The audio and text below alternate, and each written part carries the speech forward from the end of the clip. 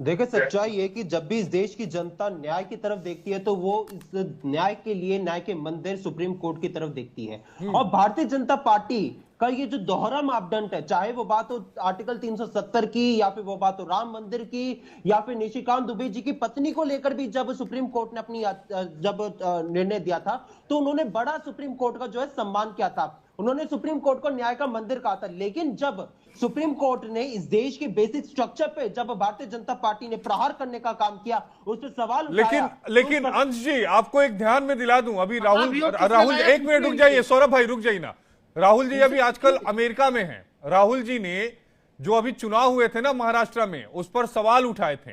और मैं आपकी जानकारी के लिए बता दूं कि 43 बार देश के अलग अलग हाई कोर्ट से और सुप्रीम कोर्ट से ईवीएम के खिलाफ जो याचिकाएं हैं वो खारिज की गई हैं। और इन हर जब भी याचिकाओं को खारिज किया गया है, यह कहा गया है कि ईवीएम सही है। उसके बाद भी तो आप लोग की तरफ से भी तो आरोप लगाए जाते हैं। आप अमेरिका में जाके अपनी बातों को कहते हैं। महाराष्ट्र चुनाव में गड़बड़ी थी तो आप सुप्रीम कोर्ट क्यों नहीं आए? आना चाहिए था ना।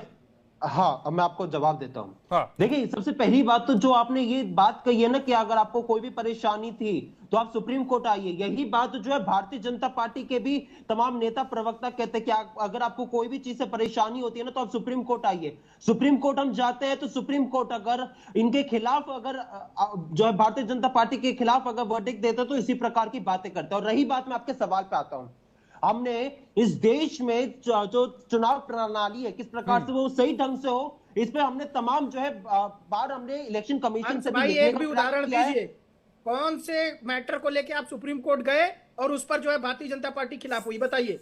आप ऐसे बच के नहीं भाग यही सकते। आपका ले लीजिए, वक्फ का ले लीजिए, वक्फ का ले लीजिए, आप तमिलनाडु का ले लीजिए, किस प्रकार से निशिकांत दुबे जी का बयान आया ना, सुप्रीम कोर्ट सुनवाई कर रहा है ना अभी उस पे। अरे नहीं, सुनिए, निशिकांत दुबे जी का बयान जब वो कहते हैं कि आपको जो है सौरभ जी, अगर सुप्रीम समय की कमी है।